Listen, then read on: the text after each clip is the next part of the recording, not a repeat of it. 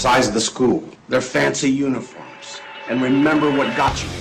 Focus on the fundamentals. We've gone over time and time again. And most important, don't get caught up thinking about winning or losing this game. If you put your effort and concentration into playing to your potential to be the best that you can be, I don't care what the scoreboard says at the end of the game, in my book, we're going to be winners. This is the New Hampshire High School Hoop Show. This is a second coming. This is a call to arms. Your finest hour won't be wasted. All season long, we played our game. Right now, you're playing theirs. When we step on the floor, every second that clock is ticking, we are pedal to the metal. We run the ball, we pressure the ball, and most importantly, we control the tempo of the game. And now, here are your hosts, Pete Terrier. But I have a question, though. Those 2 foul shots at the end of the game, did you miss them? Or did you miss them? Not exactly a soup question, is it? And Dave Haley from NASportspage.com. Right now, it's not about talent.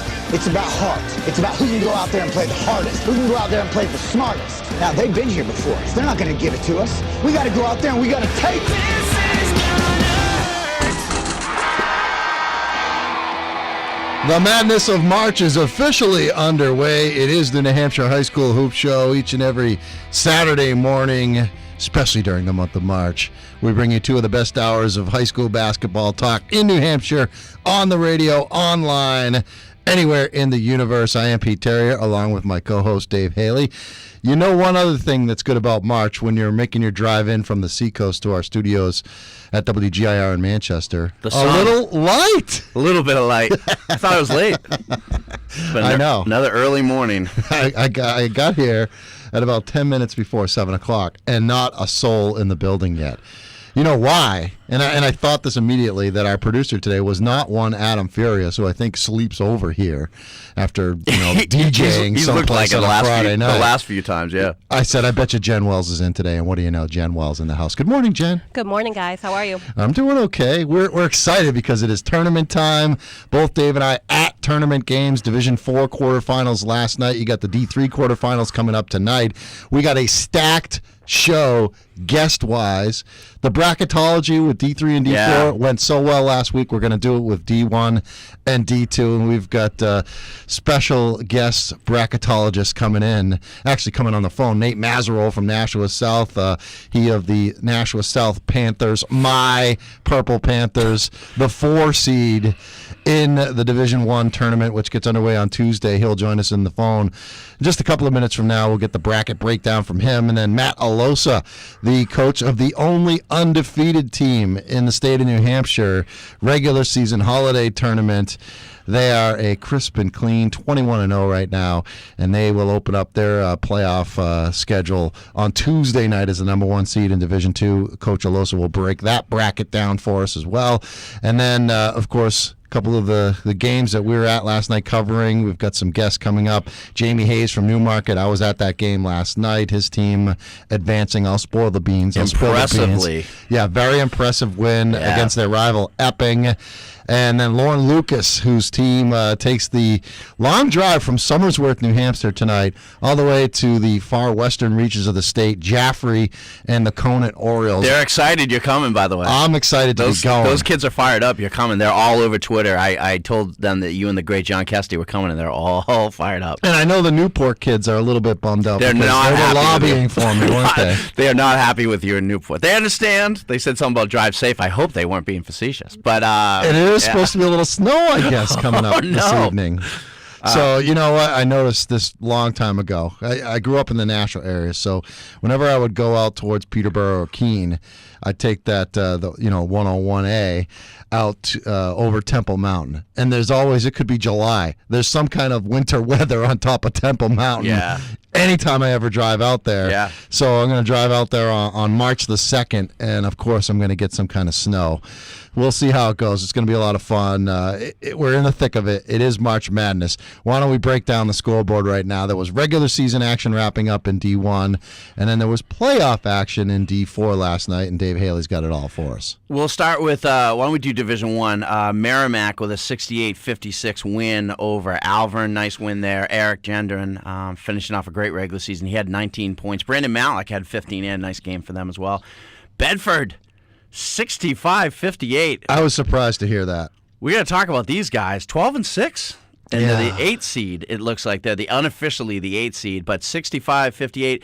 The thing that interests me about this box score, and all the box scores are on nasportspage.com because I get up at 5 in the morning. For you, the listener. And I rolled out of bed at 6:30. Yeah, I know. Get me going. Sam Thomas had a huge game, their center, and kind of tells me that Fitzy went right down low against Central, and that's interesting. That's something we should talk later on in the show about what we saw Tuesday night when Trinity defeated them. But big games for Troy Pelletier and Brett Hansen in the loss. They had 21 for Hansen, 20 for Pelletier, but 65-58. Bedford with a nice win. James Caparell also played well.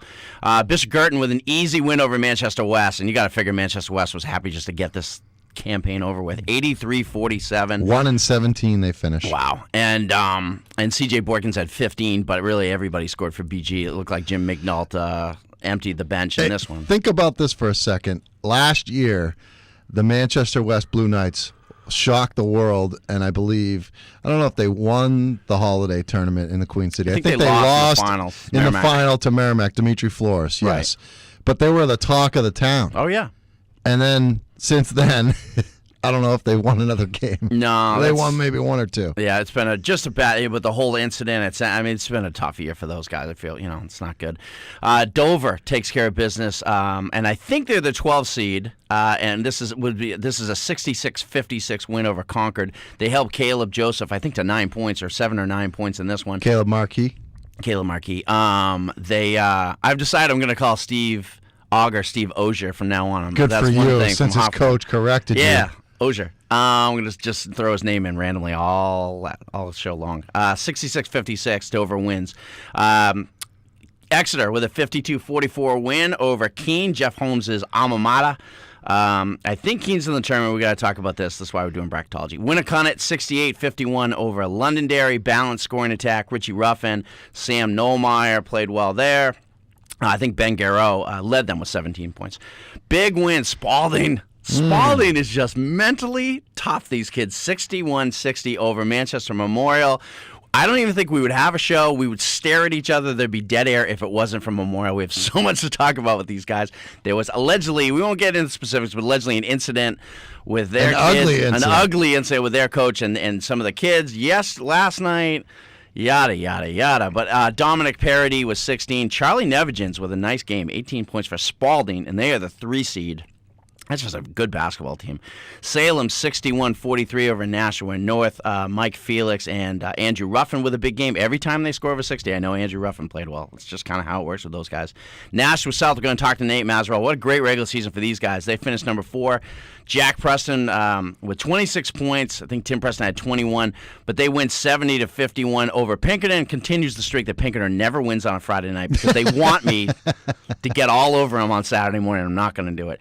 Trinity with a 75-30 win over Timberlane. Yikes. For some reason, Pete Terrier thought they might. I can't even believe in the interview after the game. I was watching the interview after the game. I don't know if people listening remember Pete. This weird thing he talked about Timberlane. They might give the game to Timberlane or something. At home on senior night. But anyway, then you interviewed Dave Keefe and you asked him, you're like, you're going to give it up to Timberlane? He looked at you like...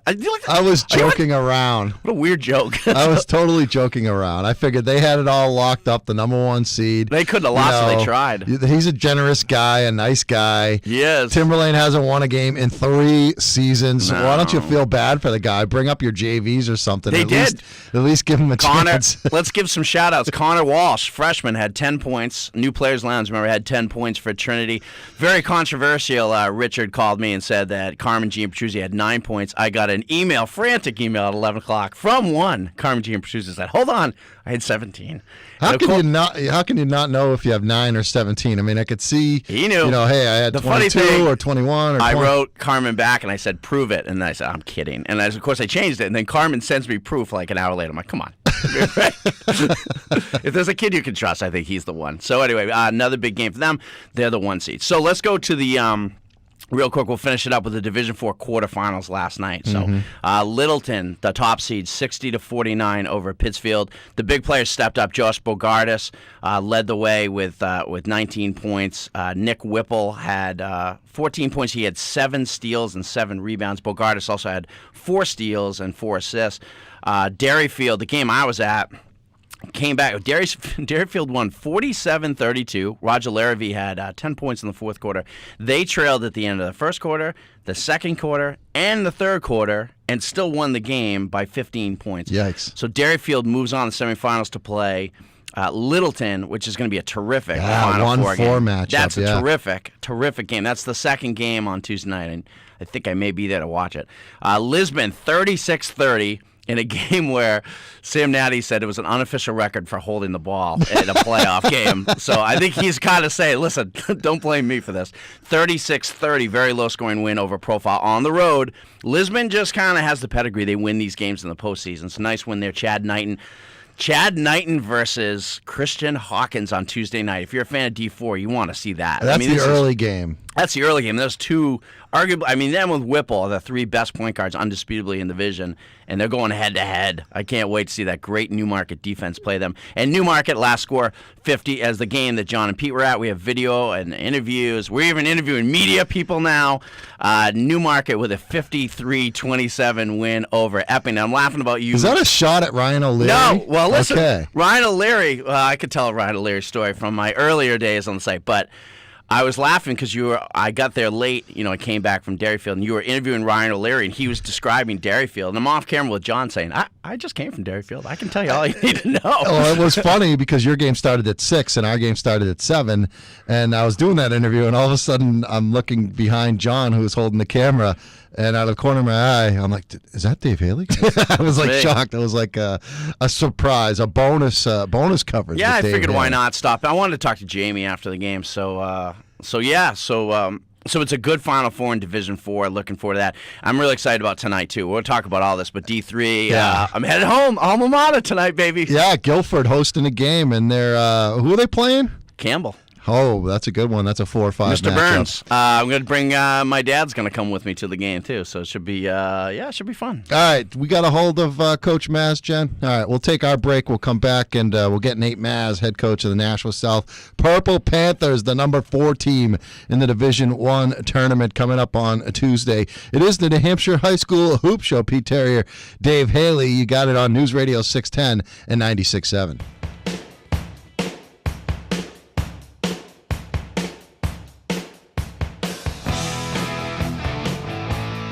March Madness officially underway here in the state of New Hampshire. You got the right place for it. The New Hampshire High School Hoop Show each and every Saturday morning on 2 fine stations here in New Hampshire.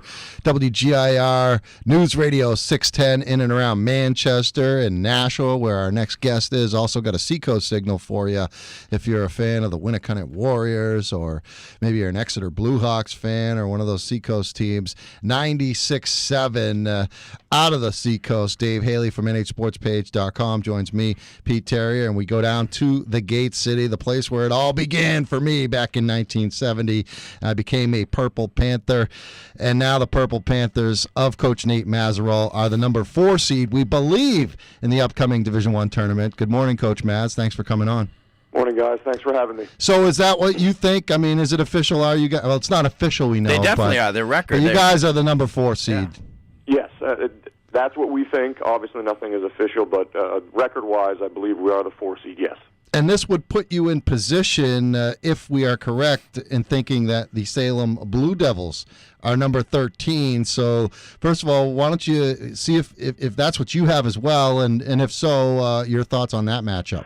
I hope so. I'm currently watching Salem on film right now, so that's what we're preparing for. So, again, I don't believe anything becomes official until the NHIA sends it out. Usually that's not until Monday morning, but we have had my scout, Lauren Gaudet, has been all over looking at all the tiebreakers and the matchups and this, that, and the other, and I believe that's what we figure. We have Salem, and when we played them, Ruffin was injured, so an entirely different team with him on the floor, certainly. So this is going to be there are no cakewalks, certainly. That's going to be a tough matchup for us. Coach, do you have any idea how the Bishop Girton, Memorial, and Merrimack all finished 13-5? I know off the top of my head that Memorial beat Merrimack head-to-head because I was there 2 weeks ago in the gym. Do you know how that broke out with the tiebreaker? As I looked at it, because I was figuring that would be a matchup eventually, if we could somehow get through that first round. And again, that's going to be a tough one against Salem, but I believe Memorial has the tiebreaker advantage. I think they beat both. I know they beat Merrimack. And they did, yeah, you're right. I'm almost certain they beat Girton as well. Okay, so they're the 5 seed. So I believe they are, yes. Yeah, and I guess I'm asking this to Pete and to you at the same time. Is there any way the NHIAA can let people know who they're going to play earlier than Monday morning? I don't know. Is that a rhetorical question? I asked, Coach, and I don't want to. We're not asking you to criticize the NHIAA by any means. No, I'm not just asking. They have this media day every year, yeah. and it's usually before the start of the school year, I think in August. And I asked the question, I said, guys, there's one particular weekend. Well, it actually varies because there's different, schedules in Division I and Division II and Division III and Division IV. But I said, would it kill you on those Friday nights where the regular season ends in those respective leagues to have someone in the office and get those tiebreakers figured out and get those pairings, get that tournament field out for the morning papers, for the morning websites on Saturday morning instead of having to wait till Monday, because it puts you guys as coaches in a real tough spot. I mean, you could be wasting time right now on Salem because of some crazy tiebreaker that we didn't foresee. And now all of a sudden on Monday morning at like 9 o'clock, 10 o'clock, find out, oh, you're not playing Salem. You guys are playing Londonderry. I mean, is it too much for them to ask? I will leave that up for you guys to debate. Dave? So you guys, I'm going to change that. I'm going to change the subject because I want him to come back on the show someday. So Memorial, and I'm not looking ahead. I'm just saying it's interesting. I'm looking at your schedule. You never played them during the season, so that's kind of unique. But just looking back on the season real quick, obviously you had the little. You played without Jack Preston in one game and the loss to Nashua North. Yep. Lost to on the road again. You lost to a pretty good Exeter team, 65-60. Yes, they played very well. That was really it. I mean, this has been at the beginning of the season. You had a great quote when we talked, and you said, I believe it was something to the effect of, "I know these guys can play hard on Friday nights in front of a packed house. They need to bring it, and this group needs to prove it on Tuesday nights when there's 45 people in the stands." They did, right? For the most part, we did. We certainly had our lulls, but high school basketball players, I mean, high school boys, it's bound to happen. No matter what you tell kids, they look at the schedule and they just figure, oh, we kind of waltz through this game, and no matter, there aren't any games like that. So, but that's just human nature, especially for high school boys, and that happens. But yeah, we were pretty consistent throughout the year. I mean, of course, hindsight being 20/20. There's a play every game or 2 plays every game. You think, oh man, if we had just done this. And we were looking at the schedule last night. We all hung around a little bit after we got home from Pinkerton. We were looking at the matchups, and oh man, if we had just beaten Spalding or just made this play, we could have been the 2 seed. Having heard Central lost again. So, but it doesn't matter to us that much. We just want to go play, and we haven't. I mean, certainly not going to take anything for granted. We haven't had a home tournament game and I don't know how long. So we're proud of that accomplishment and looking forward to the tournament. Yeah, all right, so I'm going to ask you the toughest question. This is going to be like a politician trying to get their way out of this. If I'm deciding between Tim Preston and Jack Preston for first team in Division I, who do I pick?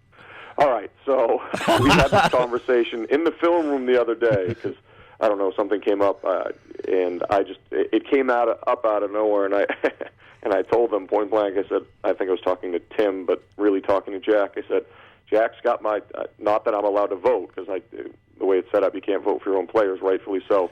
I said, Jack's got my vote for player of this year, and it's really because he's the senior. And I said, Tim, you already have my vote for next year. That's the way I look at it. Man, you did that very well. I'm impressed with that. Coach, the Spalding loss, we see Spalding beating Memorial last night. I mean, I was at the game they played against Trinity, and they lost by 2, and Parity really didn't even play in that game. He was foul played throughout the whole game, and I don't even think he played half the game as far as minutes played in that game. Central, kind of took over that game towards the end of the game against Spalding on the road in Rochester. But what do you take out of that game with Spalding? Because, like you said, you're kind of kicking yourselves about certain games that you lost and where you could be had you been able to handle business in that particular game. What are your thoughts now about that Spalding loss last week? We have to be consistent for 32 minutes. I know it's a cliche, but we watched the entire film together as a group on first half on Wednesday, and then we watched the second half on Thursday. And they're just, all right, there's one play that if we change that one play, if we don't jog back on defense, or if we don't take a suspect shot here, then we think, okay, we could have turned the result around. Again, any team can do that, but we just weren't consistent for 32 minutes the way we need to be, especially against a team like Spalding, who is so well coached. They are so disciplined. They have not just the Paradise player, but I believe it's McGregor, who was he had 5 threes against us, and they have guards who are strong with the ball. Their bigs are much more than serviceable, and they just do everything right. So at this time of the year, you just have to be so disciplined and run your sets the right way and play defense every single possession. So that was a game that was perfect for us going into the tournament, because you cannot let down even for one possession. I want to see if you can maybe size up some of these other matchups that we believe will be taking place on Tuesday in the preliminary round of the D1 tournament. The one that stands out to me is very interesting. Dave mentioned this to me prior to the show. Memorial, which we believe is the 5th seed, going against the 12th seed Dover. Dover beat them in the regular season. You got Merrimack and Exeter. I think that's a danger game for Merrimack. They've had a tremendous year, but Exeter, they have all the elements. They've got real good guard play. They play a lot of guys, and they've got some size. Merrimack, not necessarily the case in terms of the size. That game is a 6-11 game. Merrimack, the 6th seed, 11 for Exeter, and then which is a whale of a ball game, and you know about this because of the local rivalry. BG and Alvern, the Cardinals number 7, Alvern number 10. And here's another one. I mean, the bottom half of the bracket is just outstanding. Bedford and Winnicott. Bedford hosting the game because they got a call on a controversial 3 at the buzzer to beat Winnicott in Hampton. That's the 8-9 game. I mean, those games to me are toss-ups. If that in fact is the way it's going to work out on Tuesday, it's just going to be a fun 2 weeks. It really is. And obviously being biased toward the Purple Panthers, hopefully we'll have a lot of fun over the next 2 weeks. But those matchups, you're right. We were, after the game, we were looking at the matchups with the numbers we thought we had for the seeds and looked at some of the matchups and thought, wow. I mean, again, we're the 4 seed, the 13 seed. You'd like to think, okay, it should be all right, this is a 20-point win for us. There's no way that's going to happen just because Salem is, again, so well coached and they're going to play so hard. And that's the case across the board. We played Pinkerton last night. They're huge. They're absolutely gigantic, and they're the 16th seed. They could come out, and you never know. I know Trinity is very, very good, but from top to bottom, I don't think there are any matchups you can say this is going to be an easy win for anyone. But you're right, BG Alvern just going to be it's too bad things couldn't be staggered, and I know there's no way, because I'd love to be in the stands to watch some of these games as a fan. Yeah, it's fun after these games talking to coaches, because we have Twitter now and so forth, that kind of saying, I remember I said to Doc after he lost Tuesday night to Trinity, I said, by the way, Spalding beat South. He goes, really? It's kind of fun to kind of tell these coaches right after the game, because you move on, right? And you got to prepare. You have to. Yes, it is. Every game, my assistant coach, Raider Usher, will be on the bus, or we'll be sitting in the team room after the game at home, and he's got his smartphone, so he's helpful because I still have a dumb phone. So he's got the website on. He just rattles off, okay, so and so beat so and so. We're always keeping track of that, especially this time of year, and it is. It's not quite what the NCAA has with March Madness, but hey, it's our own little world, and at least we who are really connected to it love it that much. Coach, I got one last one for you before we let you to go. I was thinking about this the other day, and I've seen a lot of Nashville basketball over the years, just like you. And you played with some great big men on that championship team in '91, Katsafikis and T.J. Gondek, and my late buddy Skip Hitt. I remember my buddy in high school, Rob Jones, was a tremendous big man for Nashua when they won a championship in '86, I think it was. It was. With Kevin Ledoux at the point guard. Going back to the days of Madigan and Rich Wrigley and, Troy Bowen more recently. But Jack Preston, he ranks up there with those all-time great big men at Nashua, doesn't he? He certainly does. And Jack has had a tremendous year. As I said, biased and not allowed to vote, but he certainly would get my vote for Player of the Year with his brother right behind him. But in terms of big men, yes. And I think what sets Jack apart is his athleticism. It's amazing. Last night, just a couple plays where he'd get a steal when we're defending in the half court, and then he takes off and he's beating guards down the floor, and he had 2 or 3 just tremendous dunks, which I jokingly tell people all the time is all coaching. And then we weren't playing very well last night early on. We were down 8 in the first half, and with about a minute 35 to go in the half, I think we had it to 5, and then at halftime we're up 2, and I think Jack scored 7 straight points. So I hit a 3 and hit another jumper and maybe a steal and a dunk. It was his athleticism, his ability to shoot from the perimeter, even his ball handling, I think, are what really set him apart. The rebounding, the block shots, which are highlight reels sometimes, certainly all of those things are what impress me because, yes, he's a tremendous athlete, tremendous player, and I think I hope he has 4 more high school basketball games, and then I know he'll have wherever he does end up, he'll have a great college career. Coach, we really appreciate the time. Thanks for the knowledge on the bracket breakdown, and hope you are right and not wasting your time on Salem. I think you got a pretty good judge of the standings in Lauren. She's great, and she does a good job for you guys, and I enjoy talking with her. So best of luck on Tuesday, and we will see you as the tournament rolls on. Hopefully the Panthers will still be alive after Tuesday. That sounds good to me. Thanks for having me, guys. All right, Coach Nate Nazarol from Nashua South, breaking it down for us. We're going to talk some D4 hoops next.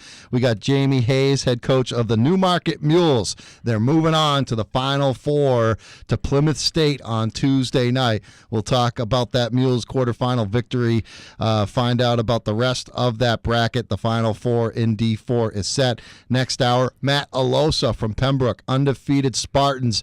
He will break us down the bracketology in Division 2. And then later on in hour number 2, Lauren Lucas from Somersworth heading into a big quarterfinal game in Division 3 tonight at the Conant Orioles in Jaffrey. It is the New Hampshire High School Hoop Show. Pete Terrier, Dave Haley, NHSportsPage.com on News Radio 610 and 96.7.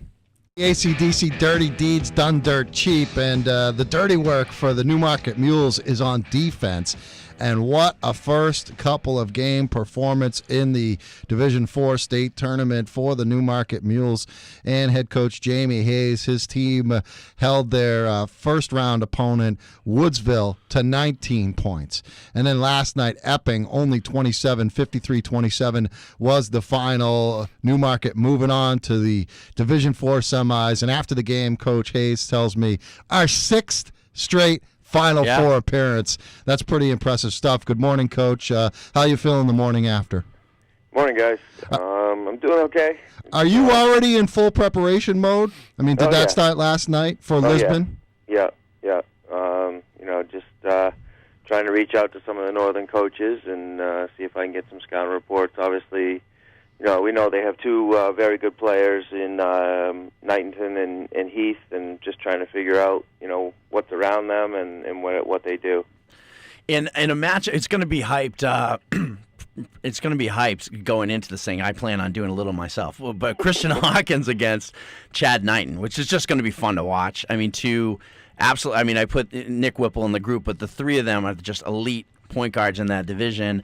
And do you sort of have to say to Christian Or even if it's Josh Eisfeller going against Mike Heath, who's a tremendous forward for Lisbon, do you have to kind of say to them, hey, don't get into a one-on-one thing here? You know what I mean? Don't worry about, just keep, play, move the ball, play team ball. Do you worry about kids trying to prove themselves one-on-one against another guy? No, not really. In the past maybe we've had a couple of those guys, but not with this group. This group is probably the best team that we've had, and they only care about winning. So, the other night, Christian was going for his 1,000th point in the Woodsville game, and people couldn't believe, how much he was passing the ball early and not just going after it himself. So, I think that's a good trait of our team that's really helped us be successful. Jamie, when I was watching the video highlights, and we have the highlight package up on nhsportspage.com from the Epping game last night, and the first half highlights, not a lot of Josh Eisfeller, and we had Ryan O'Leary from seacoastonline.com on at halftime as a analyst. And one of the things he said was Eisfeller was going to have to step up and be that second scorer to Christian Hawkins. And immediately, highlights roll into the second half, underneath basket by Eisfeller. Low post move by Eisfeller. Put back by, he really kind of took over in that third quarter where you guys took control of that game, and I thought that was huge. Yeah, it was. I think, he only took 2 shots in the first half, and part of that's our fault. We didn't move him around enough in the first half, and they didn't guard our 4, or our 5, actually. He plays the 4, but, so they were double-teaming him, so he really didn't get any open looks, and it was a struggle to get him the ball. So we changed some things up and started moving him around so they couldn't find him, and he ended up getting some one-on-one looks, and he took advantage of them. Is there such a thing to having an advantage to playing at Plymouth State? I know. Listen, I know some kids are underclassmen and they may not have been on varsity last year, but I know with Christian and Eisfeller and Carlson and a couple of these other kids, they were on the floor against Littleton last year, and what was a tremendous semifinal game. I was at the Dairyfield game last night, as you know, and I was sitting with Matt Swedberg, and he was saying he was watching you guys last year play Littleton and going, oh my God, how am I going to beat one of these two teams? Like, it was that good of a game. I think you guys hit 5 threes in the first quarter. But is it an advantage at all, like knowing the trip and kind of knowing when you get let on to warm up? And there seems, there's a whole process, right, to these Final Four games, especially the first game, right? Yeah, it absolutely is. Actually, we play so many guys that all of our guys played up there last year in the Littleton game, so that helps. And even with the baseball team going to the state championship last year, playing at Fisher Cat Stadium, they just have that experience, big game experience. It is different, you can't prepare for it until you go there, So last night's atmosphere was great. The gym was packed and loud and everything, so that helps. But it is different until you get there. Jamie Hayes, head coach of the Newmarket Mules, is our guest. His team victorious last night, 53-27 against the Epping Blue Devils. The Stanley brothers unable to carry that team on into the Final Four. Those are 2 tough customers, and I'm sure you're glad you don't have to deal with Frank Stanley anymore, but you still got 1 more year left with Jimmy Stanley. Yeah, they're both very good players and athletes, and they're strong, and they work hard. Frank is probably the best offensive rebounder in Division IV, so that helps.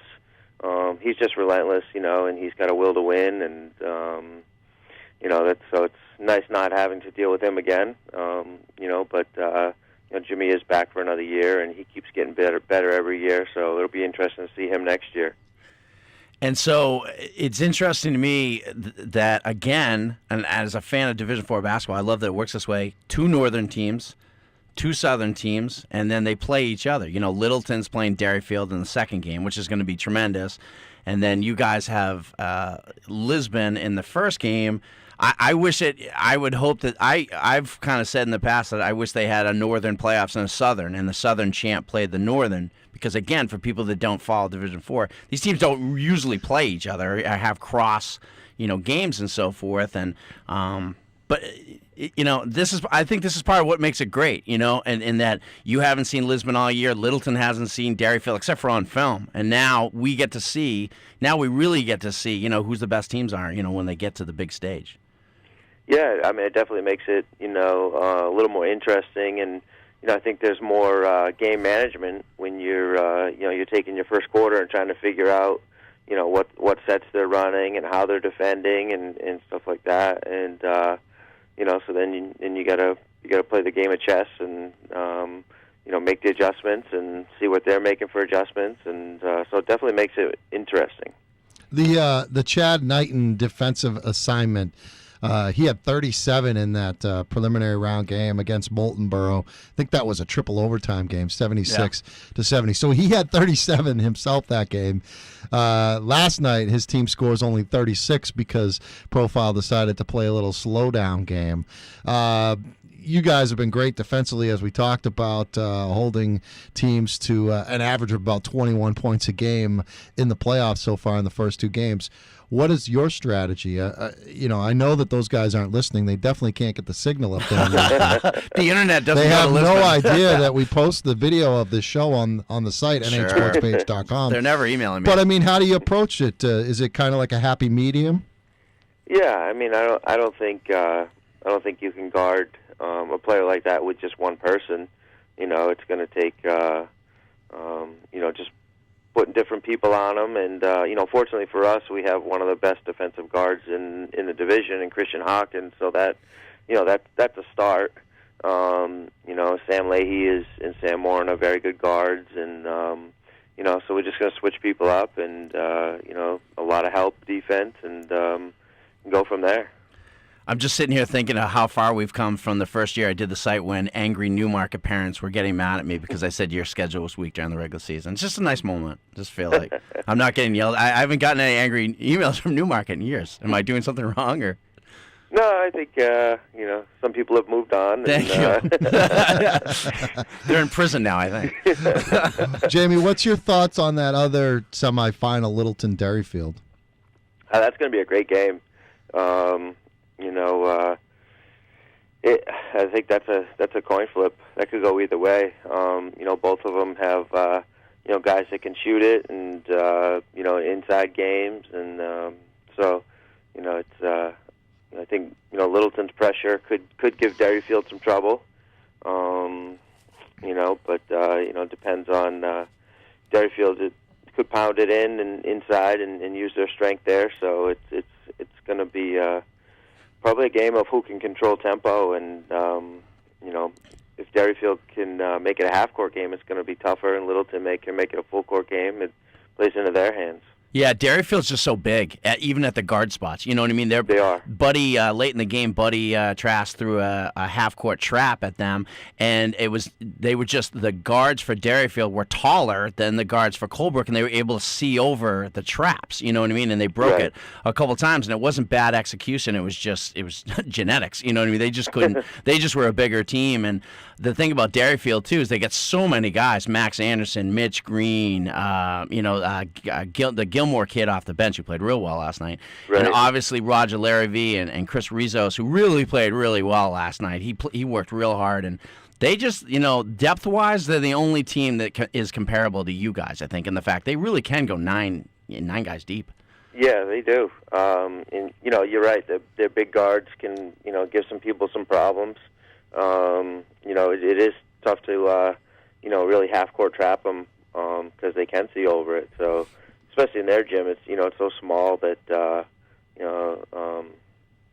court is tight, so it makes it easy for them and shortens everything up. Plymouth State spread them out a little bit. I think it'll be a little bit different. What's on the agenda for you tonight, Coach? I know you got young one at home, but do you go out and see some basketball? Maybe D3 quarter? Guilford's playing tonight, Jamie. Got to go, yeah. I think the last time I was in that gym, I won. Oh, I set you up for that. You set yourself up.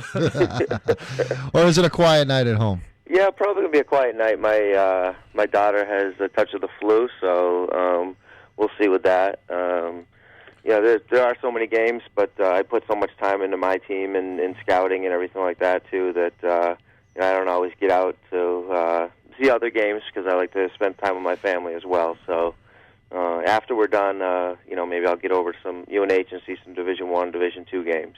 Well, check out, take 15 minutes of your time at some point and go on the website at nhsportspage.com.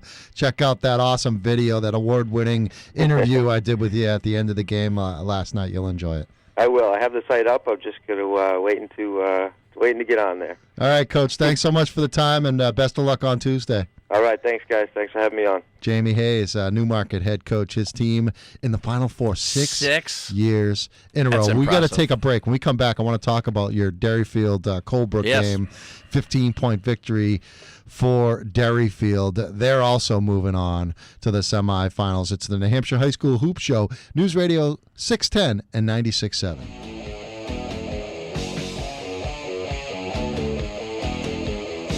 Heading up towards the top of the hour, 8 o'clock, the New Hampshire High School Hoop Show. Don't worry, we got another hour to go and two great guests on the other side. Matt Alosa, head coach of the Pembroke Spartans, the undefeated.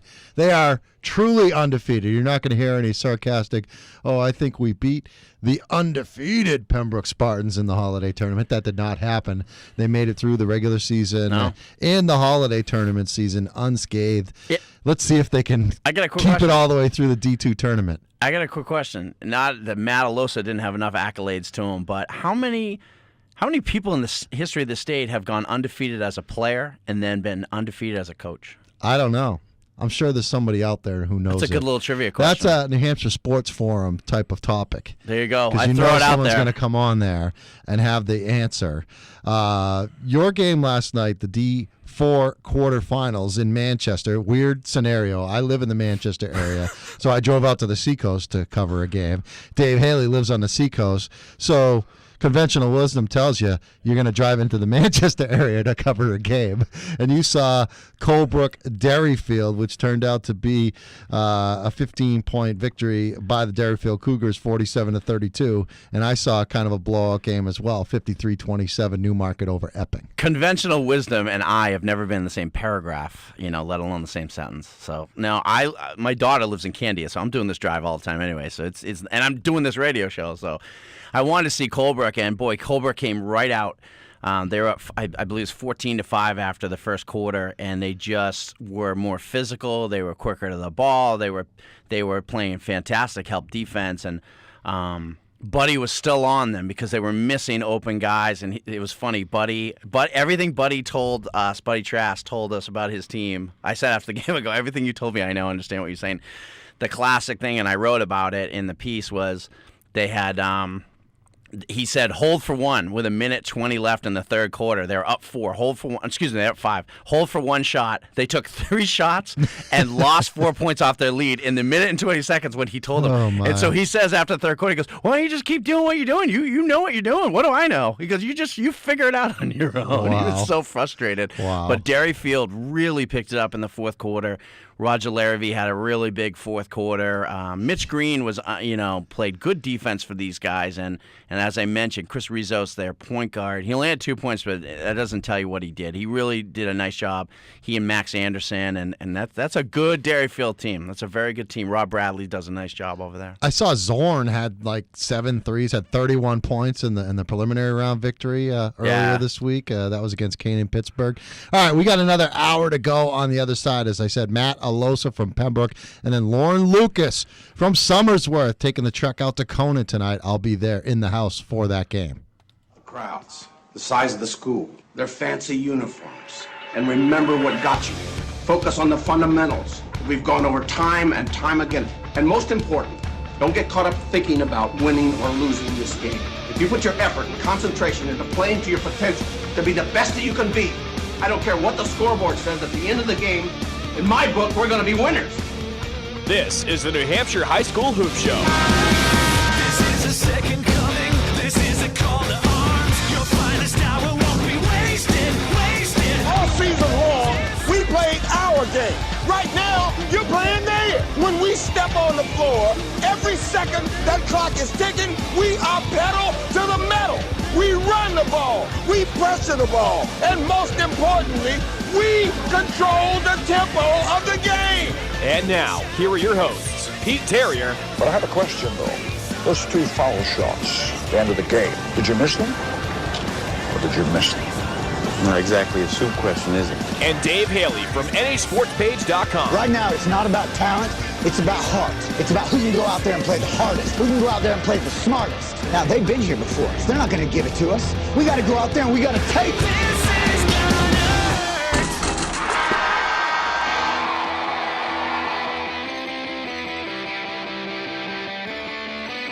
It is hour number 2 of the New Hampshire High School Hoop Show on this, the second day of March, the month of madness. Pete Terrier along with Dave Haley, NHSportsPage.com. We got Jen Wells in the house producing this thing in for Adam Furious.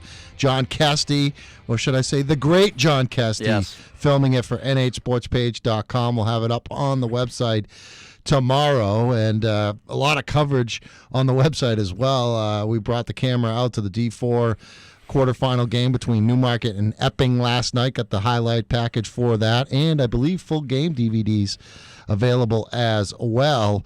Tonight headed out to Conant for the Somersworth Conant D4 quarterfinal game, D3 quarterfinal game. A lot of numbers, and it gets you confused a little bit. We've got some great guests coming up in this hour, Dave. Matt Alosa from Pembroke, the undefeated Spartans coach. We will talk to him about a half hour from now. And about 15 minutes or so, 10 minutes or so from now, Lauren Lucas from Somersworth will join us on the program. But before we get into all that, why don't we run down the scores from last night one final time.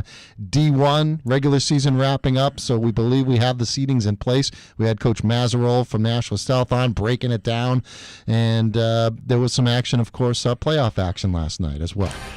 Yeah, we'll start with, I get the football music. Merrimack with a 68-56 win over Alvin. I think this is baseball music, buddy. This is baseball on Fox, right? Oh, yeah. It is, that's right.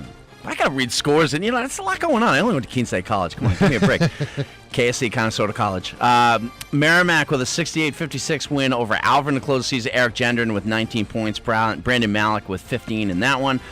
Bedford with a big win, 65-58 over Central. Sam Thomas had a huge game. James Caparell played good as well. As Mike Fitzpatrick's team looks like they're going to be the 8th seed, and they're going to host Winnicott in the buzzer beater, or was it bowl, that I think we're going to call that one, against Winnicott. Bishop Girton with an 83-47 win over West. C.J. Boykins with 15 points in that one. Jim Mignault emptied the bench, and BG goes in with a win to the tournament. Dover 66, Concord 56. Concord needed that game to get in. I don't know if they would have got in anyway, but they would have been in that tiebreak scenario, but they couldn't win at Dover. Caleb Marquise was held to 7 points, and Dover got a nice win. They're going to be a tough out. If Dover plays Memorial, that's a game to watch in the first round. A rematch of a game Dover won earlier in the season. Exeter 52-44 over Keene. Another Tyler Russ led, another well-balanced Exeter attack. That's a good Exeter team, too. Jeff Holmes done a nice job with that group. Quick story about Exeter. Yes. And Tyler Russ. Was on the Twitter sphere last night, and Tyler Russ tweeted out there a hashtag why not us. They're playing Merrimack, and I favorited it. I thought it was pretty cool because it reminded me of the Red Sox, and I remember Kurt Schilling with the Why Not Us t-shirt. I actually had a Why Not Us t-shirt, and now Exeter's kind of using that as their rallying cry. And I say, as I look at that bracket, why not Exeter? Because I think that they could beat Merrimack in the first round. That's a rematch of the championship game from the Queen State tournament. Sure. And yeah. Merrimack blew them out. Oh, yeah, but that doesn't in that mean anything. game, yeah. By the way, I used to have a T-shirt. It was a picture of Frankenstein, and it said, "May I be Frank." Wait a minute. It wasn't. It's a great T-shirt. No, Memorial beat Exeter in the championship of the Queen City tournament.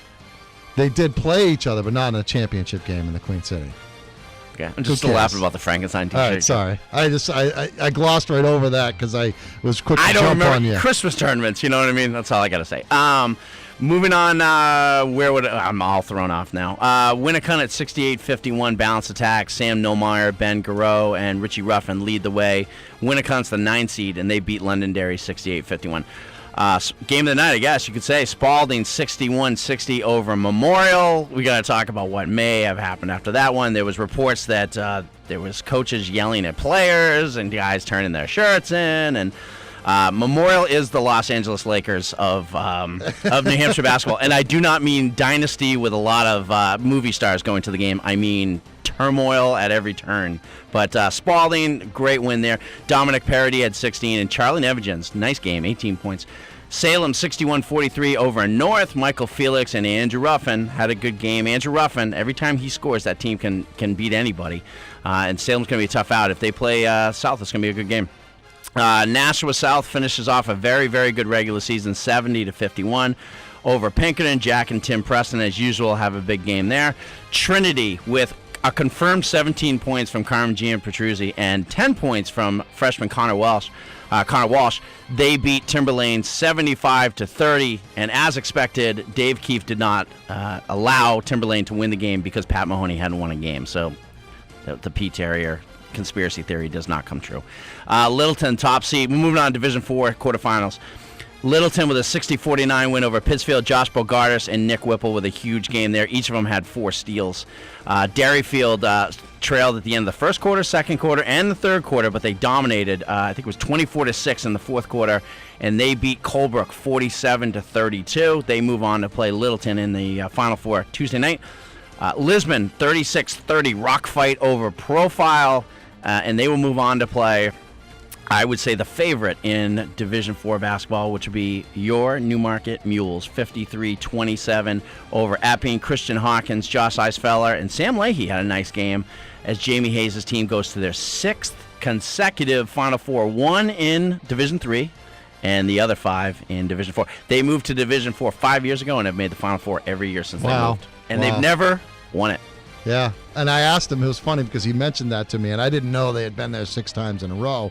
And I said, well, when was the last time you won a championship? And he said, 86.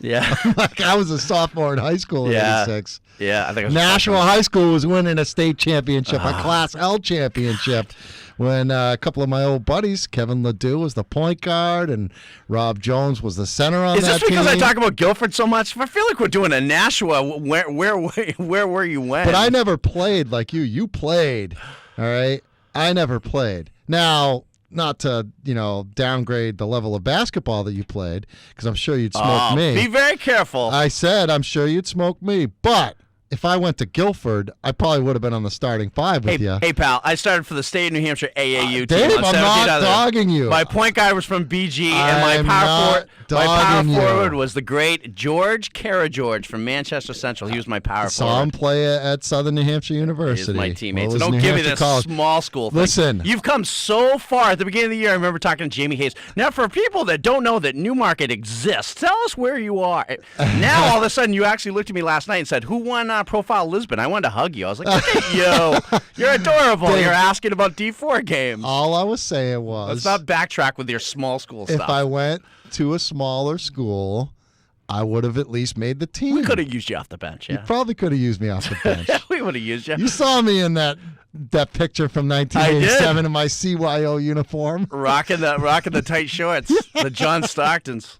We'll take a break, come back, and see if Lauren Lucas from Somersworth can save us from this mess. Would he give me a spot on his team, even as a 12th or 13th man? He'll take anyone this year. He'll mold you into a winner. That guy's he's working with it all this year. The New Hampshire High School Hoop Show continues on News Radio 610 and 96.7.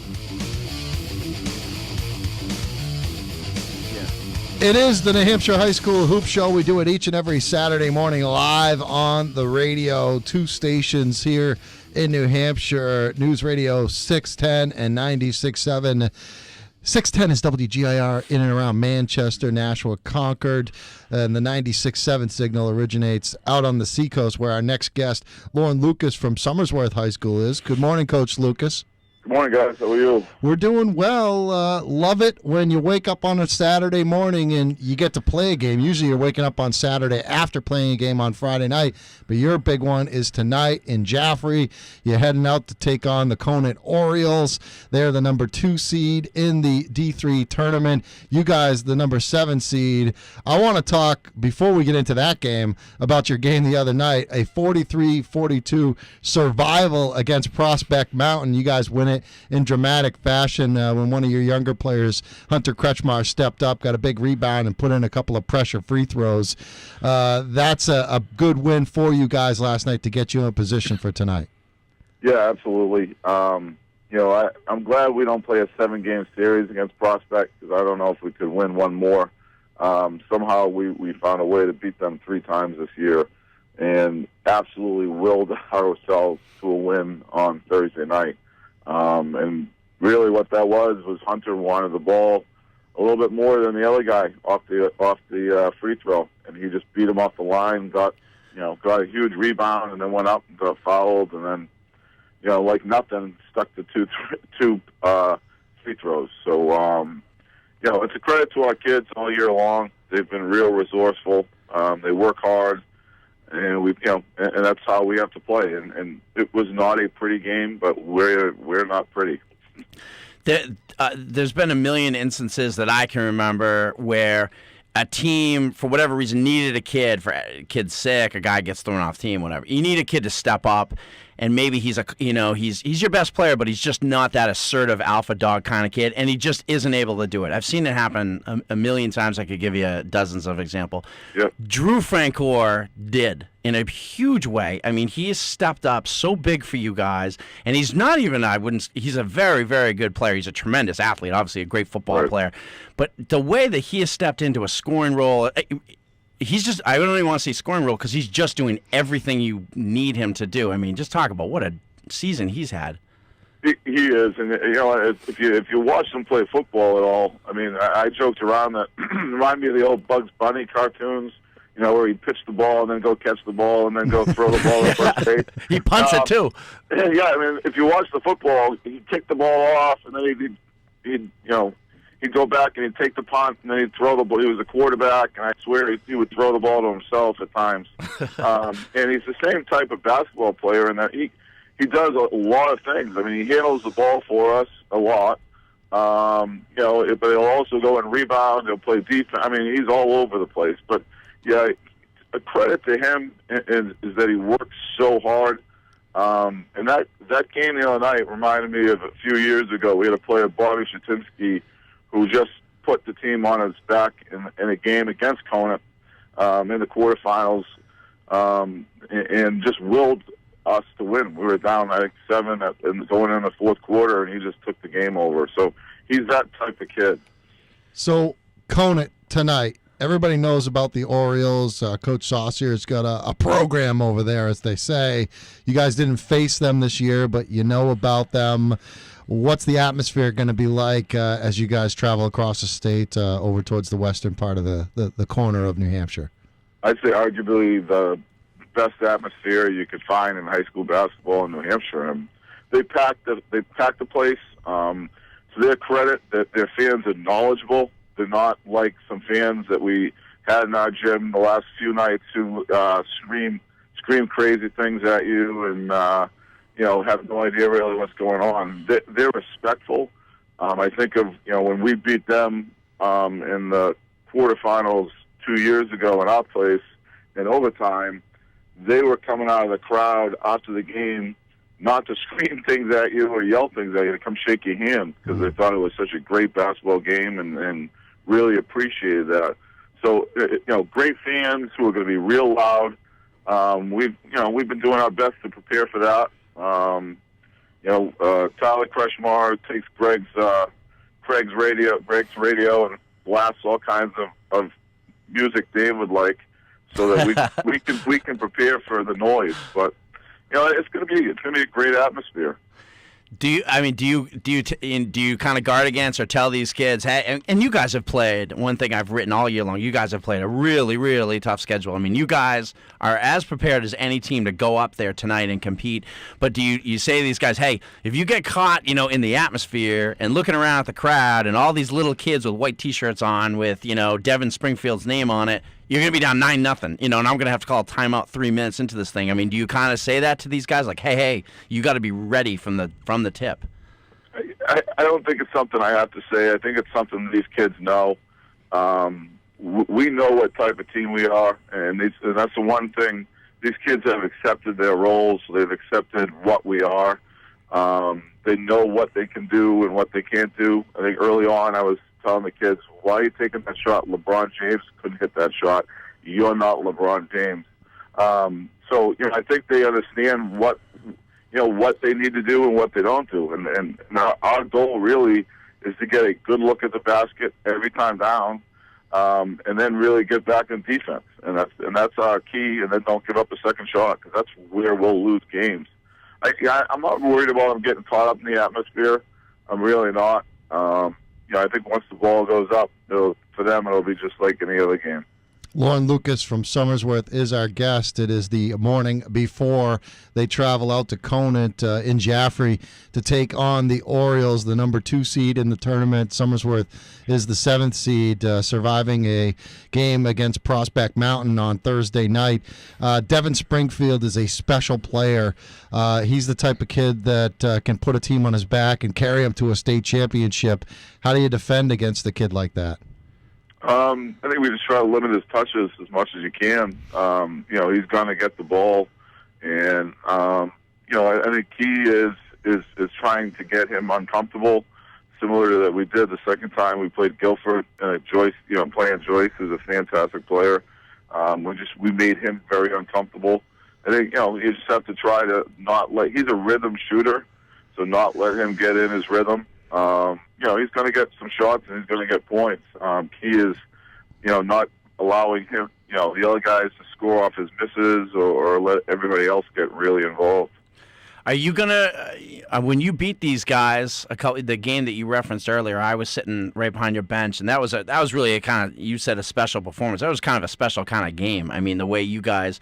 I never forget you saying in that huddle, you said, you remember when we came back in that Christmas tournament? I think it was some team from Maine, and you said, we can do it again. We've been doing it all year. And tonight, that night, you kept pressing, Conant. And a lot of people think, well, Conant loves to run, and they feed off turnovers, so let's slow it down. But you kind of went right at him, and it was sort of the whole, you got to dance with who brung you thing. We're a pressure team. We're not going to stop now. I mean, same thing tonight? Well, I think you have to be careful, and I think you have to pick your spots. But I think you can't go into any game, especially with a bunch of high school kids, and say, well, this is our style and this is how we get to play all year, and then all of a sudden face someone and say, all right, well, we're not going to do that anymore. Now we have to do that. I mean, they're not going to buy into it, and all that. If I was a kid, all that's telling me is that, I have no confidence that you can play our style of basketball. So we're going to go up there, we're going to play our style of basketball, and and it's going to be, I guarantee it's going to be a game. It's going to be, Eric's a great coach, and Conant's a very, very good team. I think they're the best team in Division III. And we're just going to go in there and play our basketball and see how it falls. Coach Lucas, I was hoping you could maybe give us a little bit on each of the other quarterfinal games. I love quarterfinal round because you really got the cream of the crop in there, but you still got some upset possibilities. You look in the northern part of the state, Berlin playing host to Mascoma, Newport and Hopkinton. And Hopkinton, the only team to beat Newport this year. They're going to play tonight. And Dave, very excited about this one, Guilford against Campbell. Maybe a little bit on each of those 3 games. Well, I'm going to go to the last one you talked about. That's going to be a heck. We played both those teams. We went 1-1 with both of them. Campbell has Max Guvia, who's a very talented point guard. And Guilford has Joyce, who's a very talented player. I think it's going to come down to all the other guys around them. And then Guilford has some very talented kids, but so does Campbell. So Dave's going to see, I think, a heck of a game up there.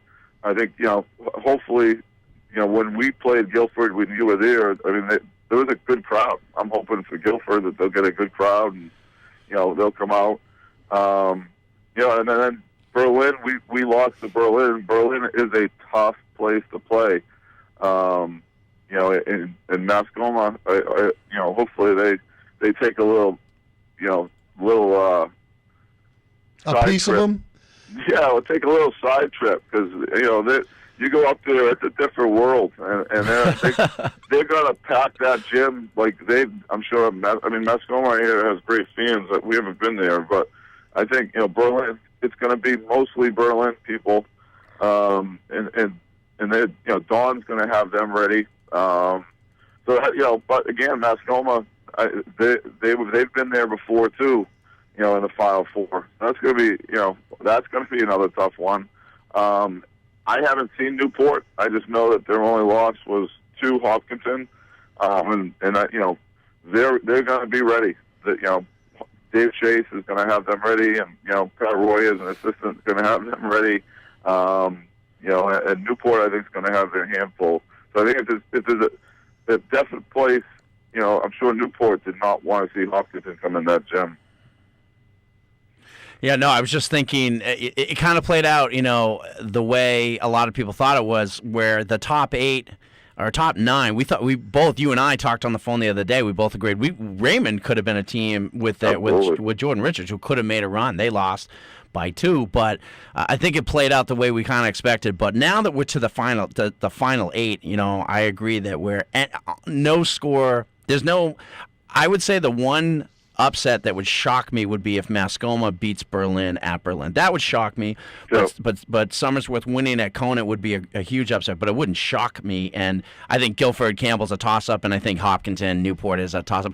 Do you kind of on air, just kind of because we didn't touch on it, Newport won the game the other night. They were down 1 to Kearsarge at home. Andrew Hood took a 3-pointer late, like an off-balance 3, and got fouled and hit all 3 foul shots with like 4 seconds left, and they won by 2. So it just goes to show you, even the preliminary round, how tight these games come down to.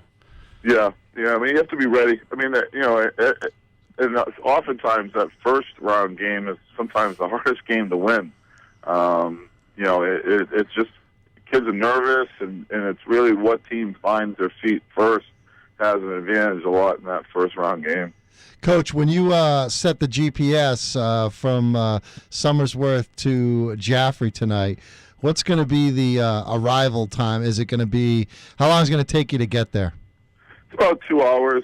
We're going to follow Rob Carpenter used to be the prospect coach. He used to go up to Berlin and have success, and after my first year, after the 3-hour bus ride, and I got off the bus, and I didn't even know where I was. And the kids looked like they'd been asleep for 3 hours. I said to him, how do you have success? And he said, you got to stop. You got to get them out, let them move around. So our GPS is going to stop in Manchester. We're going to get out, go to the mall, walk around a little bit, do a little shopping, relax, and then get back on it and finish up the ride. It just helps split it up. It gets the kids moving a little bit. The kids all came out after going up to Berlin this year with Scully caps like I wear. They're all saying they're from Charlestown now too. So it's always interesting what they're going to come out of the stores with. It's usually something to make fun of their coach. But you have to let them move around a little bit. All right, Coach. Well, we really appreciate it. I'll see you out there tonight. Looking forward to it, and hopefully we'll get treated to a real good basketball game. All right, look forward to seeing you. Take care. Thank you, Lauren Lucas, head coach of Somersworth. That's a great idea. I mean, get them out early, stop halfway, put them send them to Chuck E. Cheese or something, right across on the ball. Go whack-a-mole or something. Play some air hockey, get the frustrations out, and then get refocused and back on the bus to Jaffrey. Should be a lot of fun. Quick timeout, come back. Matt Alosa from Pembroke will join us, head coach of the only undefeated team in the Granite State. Coming up next, New Hampshire High School Hoop Show. News Radio 610 and 96.7.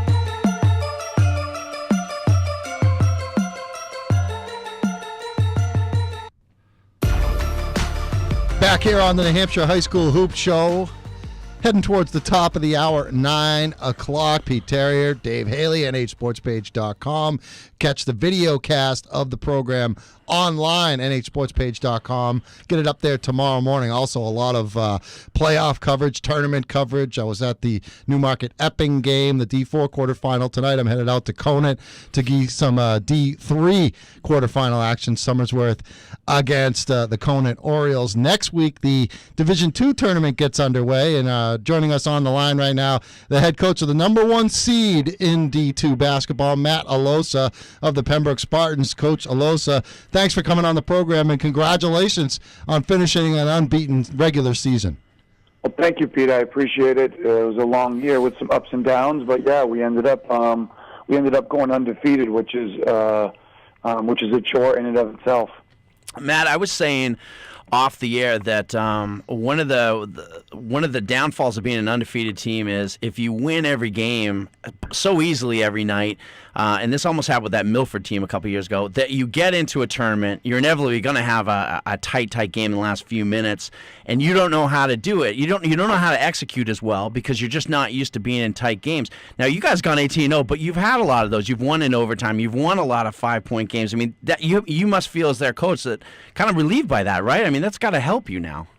Absolutely. You need, going into the tournament, you need those kind of close games to be prepared. Playing in a New Hampshire high school tournament game, no shot clock, no matter how talented you are, teams always give you their best game, and you need to be ready to do that. And we have had some closer games, 5-point games, 4-point games, overtime with Hanover, which kind of battle-tested us a little bit to get ready for the tournament.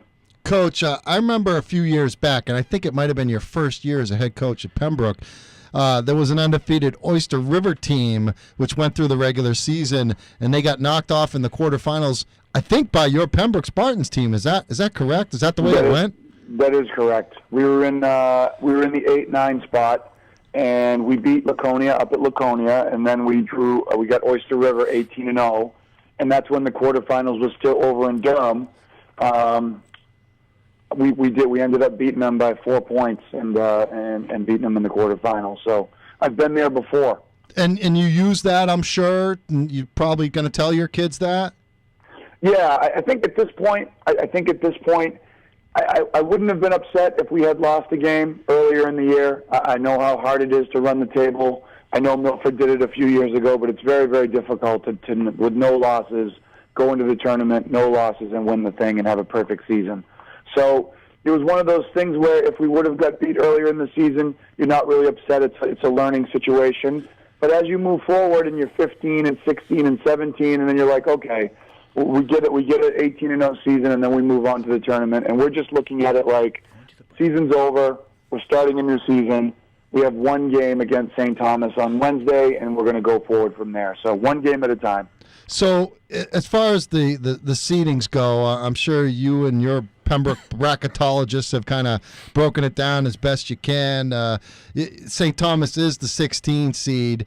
The way I look at it and the way I see it, Portsmouth number 2, Lebanon 3, and Hollis Brookline 4. Those are the top 4 seeds. And then you got Oyster River, Brady, Souhegan, Pelham. Pelham would be the 8. Plymouth 9, Hanover 10.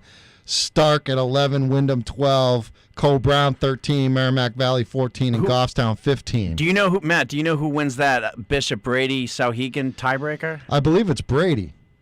I think Brady. I think Souhegan is 6. Brady is 7. Okay. I think so because Souhegan has 9 tournament wins against 16 tournament teams, and Brady has 8 tournament wins against 15 tournament teams, which would put Souhegan at 2.25 and Brady a little bit below.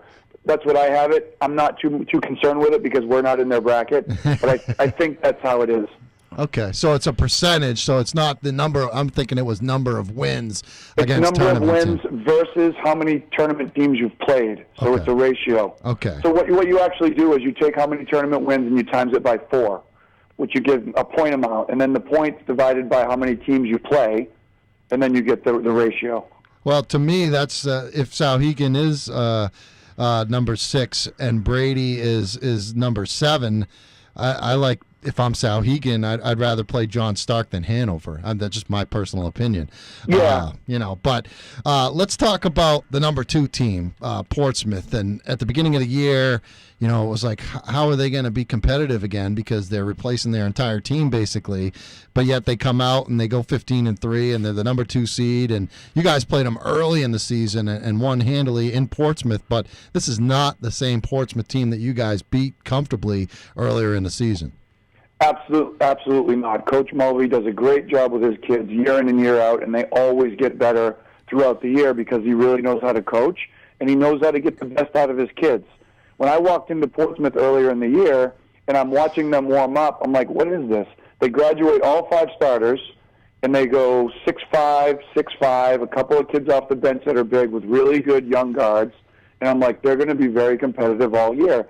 And when I walked out of their gym, I think I remember Coach Mulvey saying at one point, we might be lucky to get 5 or 6 wins this year. And I was laughing to myself going, you're fooling yourself, because I knew that they were going to be very, very competitive. And as their record shows, they're in second place getting ready for the tournament again. And I would not be surprised to see them in the finals or see them in the quarterfinals. You know what I mean? They're going to be in the mix at the end of this. Yeah, I look down at the lower half of the bracket, and I can't figure this out. I'm not very good at math, Matt. I'm going to have to figure this out over the weekend. It's going to take me about 2 hours. But Hanover is the very obvious team that you say, they're coming on. And obviously Tim Winslow, I think really top of my head, 3 of the coaches I really think of as a lead in this division are yourself, Jim Mulvey, and Tim Winslow. I think he's just a fantastic coach, what he gets out of those guys.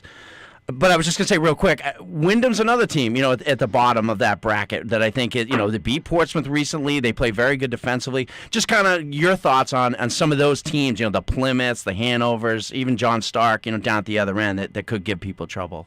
Yeah, the teams you mentioned are always Hanover, Portsmouth. You know that you're going to be in for it. No matter what kind of team they are, they play a certain way.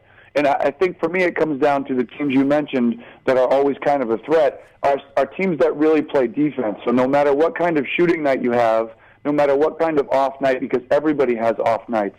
Everybody has nights where one kids have a little bit of a letdown and they might not make shots, but you can grab that tangible thing, which is playing hard and playing defense and trying to rebound on the defensive boards. And the teams you mentioned do that every single night. So just that in and of itself is going to get you a certain amount of wins.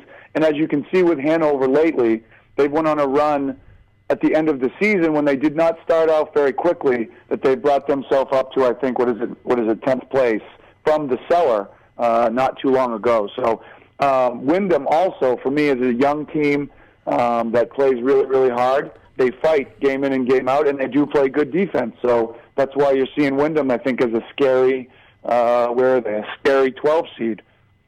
That's the coach of the Pembroke Spartans, the number 1 seed in the Division II tournament, comes up on Wednesday night. Matt Alosa with us. And Coach, Matt Persons is a kid who I think has really stepped up. I mean, we've known he's been a talented player. He's been playing for you since his freshman year. Pat Welch is a kid that everybody knows about. But to me, Matt Persons has really been the key to your team this year because he's given you that reliable second scoring option. So you pretty much got 2 guys that are going to give you like 15 to 20 on a night-to-night basis between Welch and Persons. Yeah, Pat's averaging 22 a game and Matt's averaging 15 a game, and they do rely on each other along with Rainey Marr to kind of handle the ball a little bit. I think what's changed with Matt Persons' game this year, unlike other years, he's always been a pretty good shooter from the outside, a very good shooter from the outside, but he's really been handling the ball a lot more and playing out in the perimeter, which you have different guys guarding you out in the perimeter rather than just coming off screens or doing other things, and it's made him more than a one-dimensional player, just a shooter. He's been doing some other things, and it's been making him more effective in our offense. So definitely valuable. He takes a little bit of the pressure off Pat Welch, which allows him to do his thing on the other side of the court, and Matt's been great all year. Coach, just wanted to ask you about one of your former players, Andrew Hood, who's tearing it up for Newport. He's got his team in the quarterfinals in Division III. Imagine if you still had him this year. Absolutely, and don't forget Brad Rhodes, who's at That's Trinity. True. Yeah, I know. I talk to Rhodes all the time, so it's yeah, crazy. we've had a couple kids go to different schools, but they're having great seasons. I'm happy for them. I saw a couple of the kids at the game the other night. We all support one another. Those kids play together in the Granite State Raiders program in the summertime, AAU. So I'll see those guys coming up here in a few weeks after the season's over. But I'm happy for them. I'm excited, and hopefully they can have a shot at the title also in their respective divisions. Coach, we really appreciate the time, and we wish you the best of luck in the tournament starting on Wednesday. You guys, as we talked about, going to play host to St. Thomas in the first round. Pembroke, you guys will have 2 home games if you can get by that first game against St. Thomas. I don't think there'll be any 1-16 upsets. I don't see it coming. But Coach, thanks so much, and once again, hey, don't put the curse on me just yet. let me get by Wednesday, and then maybe we can talk again. All right, Coach. Thanks so much for the time, Thanks, and best of luck. We appreciate it. Dave and Pete, thank you very much. Talk to you soon. All right.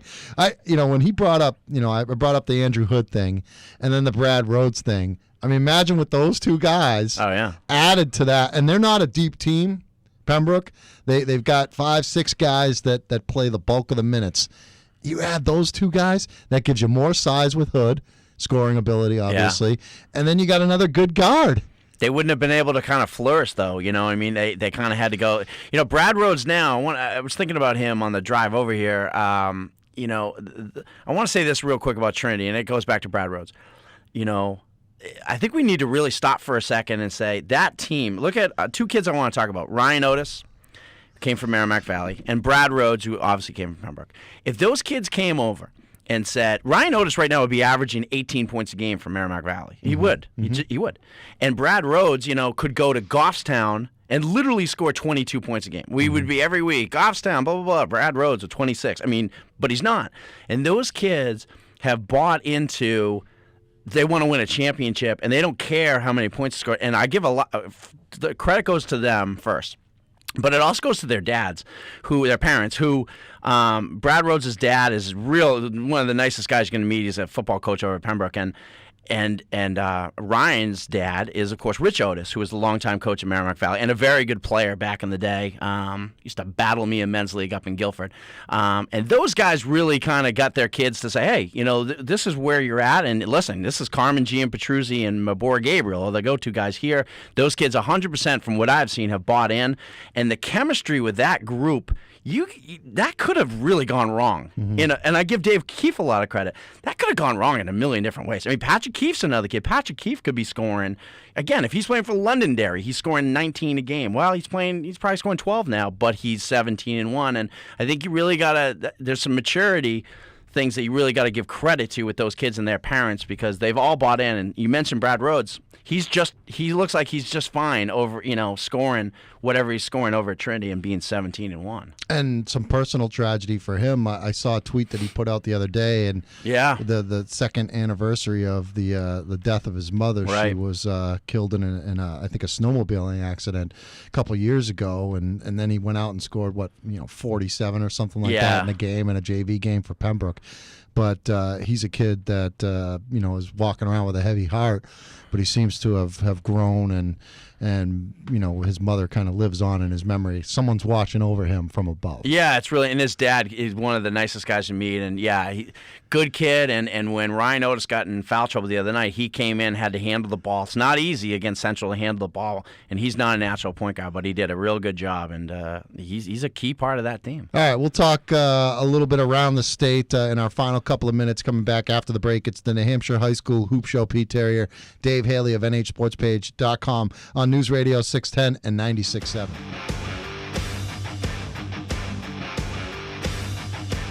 Smile across Dave Haley's face as the Motley Crew coming back from the break. And you got your tickets for the show at Meadowbrook? Who's got 2 thumbs and 4 tickets to Motley Crew? This guy. And the invite has been levied. John Kesty, Jen Wells, Pete Terrier, you're all invited to go see the Crew on Dave Haley. I would love to see John Kesty at a Motley Crew concert. Oh, man. That'd be pretty good. That would be a lot of fun. A lot of fun over the next couple of weeks, because they don't call it March Madness for nothing. And I have this little calendar at home where I kind of mark off when I'm not going to be around because of special, duties that I have with the radio station, working for the website as well.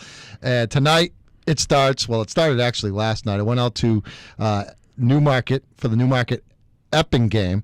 Tonight, it's Conant Somersworth, D3 quarterfinals. Tuesday night, it's the D3 semis at SNU. So I don't have to drive too far to go to that, but I'll see 2 semifinal games in Division 3. You, I think, are taking a drive to Plymouth on Tuesday, potentially? It depends. It's just tough with, work schedule and my daughter.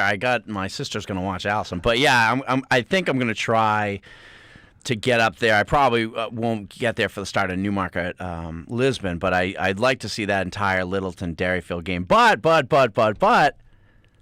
if Guilford wins tonight, yes, it's going to be pretty tough not to go see them play Berlin. I could imagine that would be tough. It's also the D1 prelims on Tuesday night. I know. So 8 games in Division 1. I wish Wednesday, they I think they do a pretty good job at staggering because Wednesday you got the D2 semifinals. Then you got the championship games on Saturday in D4, which is at 1 o'clock at Plymouth. And then D3, I think that's at 3 o'clock. It is at 3. At SNU. So I'll planning on being in that D3 championship game to do film and video and play-by-play of that. And then Saturday night, it's the D1 quarterfinals. Yeah. I mean, excuse me, the D2 quarterfinals on Saturday night. Yeah. And maybe when's the D4 quarterfinals? I mean, the D1 Friday night. I think it is Friday night. Are they Friday night? Yeah, you told me off air. I think thought there was nothing going on Friday I don't know. night. I'll have to look at it. But just reminder to people listening, this is on the website, any game that we do video for. It is Friday night, by the way. Okay. Any game that we do video for, the great John Kesty, can be people can purchase the DVDs from us with Pete Terrier's full coverage. By the way, I was telling buddies of mine to go check out our site to see you amongst the Central mob before the game, but the Trinity Central. That was fun. I don't know. I don't even know how you just scream and stuff. I don't even know how you could hear yourself talk, but it was fun to see you. Before we go today, I just want to mention that atmosphere on Tuesday night was sort of why I started doing this. It was awesome. It was awesome. And I mean, I'm not even a Manchester guy. I'm a Seacoast guy. But, I mean, I felt like I'm bumping into Matt Smith. I saw Steve Burns, the Trinity coach. We were talking for a while. The great Tommy Amin. You're bumping into TNF. And there's all these people that, from Manchester. Mo, saw Mo at the game. Asked him how he's doing. He gave me a handshake. So Mo Bilodeau? Yeah, it was great. It was like homecoming. Yeah. And that was a regular season game. Yeah.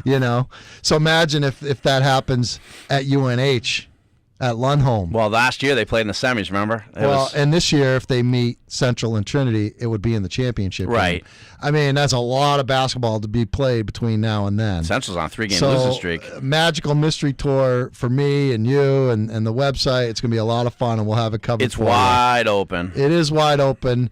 Hey, look forward to the video tomorrow morning. Conant, Somersworth. It's going to be a lot of fun. The video's up there from the Newmarket Epping game last night on the website. I want to thank all the coaches, Coach Alosa, Coach Lucas, Coach Hayes, and Coach Mazarol for joining us.